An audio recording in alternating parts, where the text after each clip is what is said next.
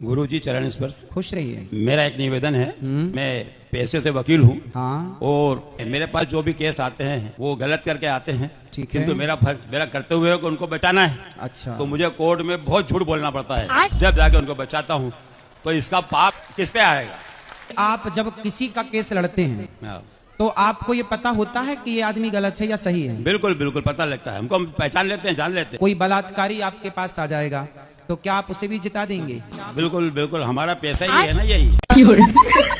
यदि गलत है तो फिर गलत को आप मत जिताओ, आप कहो भैया मैं झूठ नहीं बोल सकता, मैं नहीं करता। हम केस नहीं लड़ सकते साहब। तो आप अच्छे लोगों के केस लड़ो। पंडित जी, मेरा यह कहना है कि अच्छे लोगों के तो केस बनते ही नहीं है।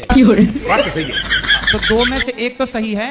हाँ, एक तो सही है ना। तो आप दो लड़ रहे हैं तो एक तो सही होगा। तो जो सही है आप फाइल पढ़ के समझ लो कि कौन सा सही है। जो सही है उसका केस आप ले लो, तू सही, मैं तुझे जिताऊंगा। जो सही रहता है ना उसका केस तो गवर्नमेंट लड़ती है, हम वही लड़ते हैं। वो सरकारी वकील लड़ता है, हम तो उनके केस लड़ते हैं। जो हमारे पास आता है प्राइवेट वकील, उनके केस लड़ते हैं, उनको बचाते हैं हम। हाँ। अब हमारा तो अब जैसे हमने कई एक्सीडेंट हो जाते हैं, हम जानते हैं कि इसने एक्सीडेंट किया है, हाथ करके बदमाशी करी है, फिर भी हम उसको बचा लाते हैं और वही करवा देते हैं।